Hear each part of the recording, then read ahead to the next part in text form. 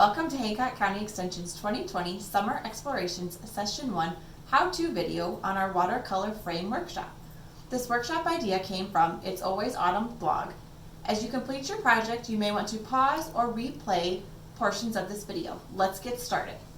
So in order to do our project today, we are going to need a few things to get started that came in your kit. In your kit, you will have received a Ziploc bag, a frame, a squirt bottle, and 3 different sayings on cardstock. So, things that you will need to locate that were not included in your kit were washable markers and water for in your squirt bottle. To begin, you're going to pick out your saying. Like I said, there's 3 different sayings provided in your kit. Today, I'm going to show you on the do small things with great love.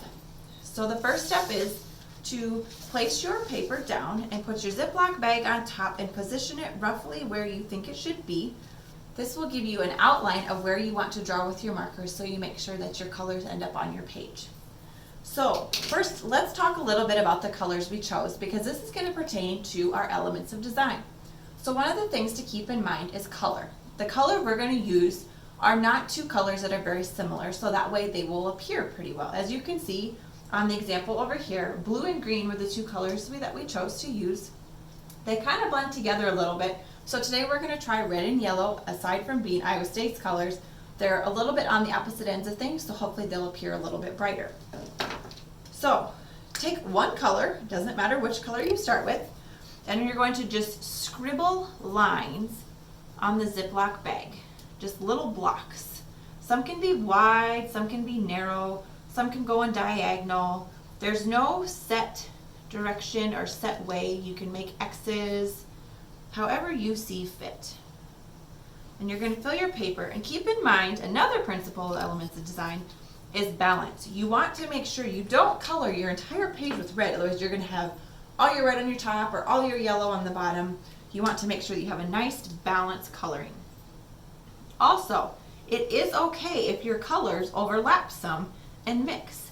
So you may want to make them do that. Unless that's not your thing, that's all right too. So once we're all done adding our colors, we can see that everything fits on our paper pretty nicely. So what you're going to do is take your squirt bottle, and I encourage you to check first that it is on the mist setting.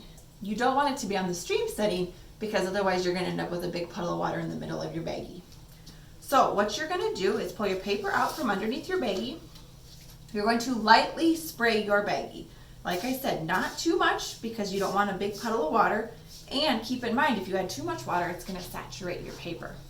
Once you've sprayed, you're going to line up your paper on top of your Ziploc bag roughly where you think it was and press down and rub. Keep in mind to try and use one hand to hold your paper still. Otherwise, you're going to end up with some extra smears. Now remember, we used washable marker because one, if you use permanent marker, once the water hit it, it wouldn't disperse your color. But if that means if you happen to get a little bit on your hands, that's okay too because it's just going to wash off. So once you think that you've got it all spread out,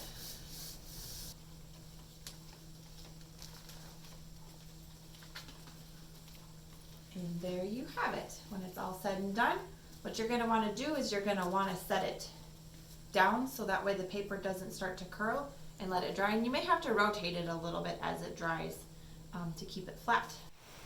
And once it's done, you can pop it in your frame and you'll have a finished picture. We're glad that you were able to join us for our workshop. Please remember that there's goal sheets about showing this as an exhibit at the fair. Can be found on our website. If you have any questions, don't hesitate to call the Hancock County Extension office at 641-923-2856.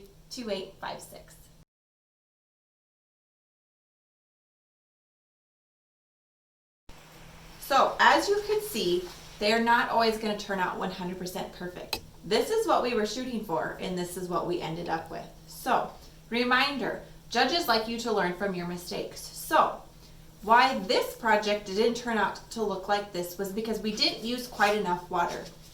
So remember, you have 3 different sayings in your packet or your kit. So remember, you can always start over and try again. And if yours turns out like this, try adding a little bit more water next time.